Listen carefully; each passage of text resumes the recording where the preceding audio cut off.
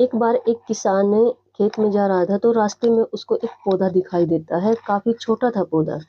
किसान उस पौधे को निकाल लेता है जमीन से, सोचता है कि अपने खेत में लगा देता हूँ। किसान ऐसा ही करता है, उस पौधे को निकाल कर अपने खेत में ले जाता है और वहां पर लगा देता है। टाइम पर उसको पानी देता है, खाद देता है, लेकिन पौधा बड़ा तो हो रहा था, प्रोग्रेस तो कर रहा था, लेकिन किसी भी तरह का फल नहीं लग रहा था। काफी दिन बीत जाते हैं। किसान को समझ नहीं आता है कि ये पौधा किस मतलब फल लगेगा या नहीं लगेगा, किसका है, उसको समझ नहीं आ रहा था। किसान क्या करता है, कुछ महीनों के बाद उस पौधे को उखाड़ कर फेंक देता है। फिर वहां पर एक संत निकलता है। वो किसान को, जब वो पौधा उखाड़ रहा था तो उसको देखता है और किसान से पूछता है कि आपने ये तैयार हुआ हुआ, जो तैयार हो चुका था, अब तो बस इसका कुछ ही समय बाकी था फल लगने में, आपने इसको उखाड़ कर क्यों फेंक दिया?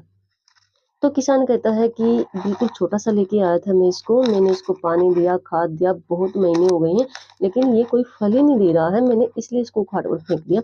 तो वह संत उसको बताता है कि यह एक आम का पौधा था, अब ये वृक्ष बनने वाला था, इस पर फल लगने वाला था।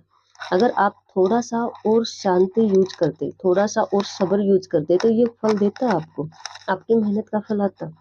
कई बार हम ऐसा ही करते हैं। हम मैं यहाँ पर कुछ पेरेंट्स के लिए ये थोड़ा सा संकेत दे रही हूँ कि हम बच्चों को ऐसी हाई एजुकेशन करवाते हैं, तैयार करवाते हैं, कुछ टाइम लग जाता है उनको थोड़ा सा रिजल्ट पाने में, थोड़ा सा सक्सेस होने में, सक्सेसफुल होने में, सक्सेस पाने में। हम सब्र नहीं कर पाते हैं। हम सोचते हैं कि दुनिया के बच्चे जल्दी सक्सेस हासिल कर लेते हैं, तो हमारे बच्चों में इतना टाइम क्यों लग रहा है? जब हमने तैयारी करने में इतना टाइम लग रहा है उस पौधे की तरह, तो हमेशा फल भी अच्छा ही आएगा। जीवन में दुख भी आएंगे, सुख भी आएंगे, संकट भी आएंगे, कठिनाइयां भी आएंगी, सब कॉम्बिनेशन है।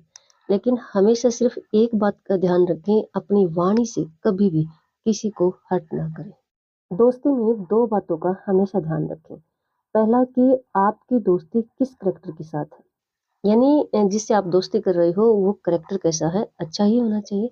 और दूसरा है कि दोस्ती में भीड़ नहीं होनी चाहिए। इंसान की सबसे बड़ी पावर क्लैरिटी होती है हर सिचुएशन में। एक होता है लाइफ का अनुभव, यानी एज का अनुभव, जीवन का अनुभव। एक होती है एजुकेशन। कितना ही इंसान स्टडी कर ले और कितना ही एज के हिसाब से या अपनी भाषा में कहीं सीधी भाषा में कि ठोकरों से सीख ले, दोनों का एक ही रिजल्ट निकलता है। एक तो स्वास्थ्य पर ध्यान रखें और दूसरा अपनी वाणी पर कंट्रोल रखें। हर सिचुएशन से जीता जा सकता है, हर सिचुएशन से लड़ा जा सकता है। कुछ दिन पहले ही हमारे पड़ोस के गांव में एक हादसा हो गया। एक लड़के ने दूसरे लड़के को गोली मारकर उसकी हत्या कर दी, और रीजन ये था कि उसके कुछ पैसे उसके पास थे, उसने लिए होंगे और वो दे नहीं रहा था। सोचने की बात ये है कि उसने उसकी हत्या कर दी क्रोध में आकर। क्या अब वो पैसे उसको वापस मिल जाएंगे? नहीं ना। बल्कि उसका परिवार उसके इस हादसे से हमेशा परेशान ही रहेगा। पुलिस वालों ने उसके पूरे परिवार को पकड़ लिया है, जेल में डाल दिया है। पैसे घर से लगेंगे भी। कई बार इंसान ऐसी ही गलती करता है, क्रोधित हुआ। बस एक बार जब भी किसी बात पे गुस्सा होते हो, एक बार ये सोच लेना चाहिए कि हम जो कर रहे हैं उससे वो हासिल। सहज पके सो मीठा होए, जितना गुड़ डालेंगे उतना ही मीठा हो जाएगा। ये दोनों कहावत आपने सुनी होगी।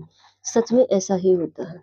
जब हम बच्चों की परवरिश कर रहे होते हैं तो हम उनको एजुकेशन का ऐसा लेवल सिखाते हैं कि उसमें टाइम लगता है, बड़े बड़े कोर्सेज करवाते हैं।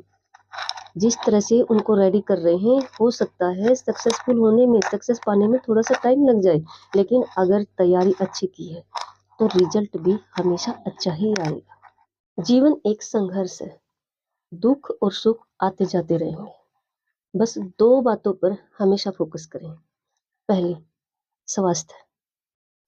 अपने स्वास्थ्य पर स्पेशल केयर करें, क्योंकि जब तक ये शरीर है तब तक ही इंसान कुछ भी कर सकता है। और दूसरा, अपनी वाणी पर हमेशा कंट्रोल रखें। चाहे सिचुएशन कैसी भी हो, कभी भी अपनी वाणी से किसी दूसरे को हर्ट ना करें। बस इन 2 बातों का ध्यान रखें। जीवन तो एक संघर्ष है, दुःख भी आएँगे, कठिनाइयाँ भी आएँगी, संघर्ष भी आएँगे और सुख भी आएँगे। लेकिन ज़्यादा प्रॉब्लम्स होती हैं ना संकट के समय में, और संकट के समय में अगर हमें अपनी वाणी पर कंट्रोल रहता है, तो हम जीत जाते हैं। और रही बात सेहत की, सेहत तो सुख में, अगर हम सेहत पर ध्यान देंगे तो सुख में एन्जॉय कर सकेंगे, और दुःख से निपटने के लिए तो सेहत की सबसे ज़्यादा ज़रूरत होती है।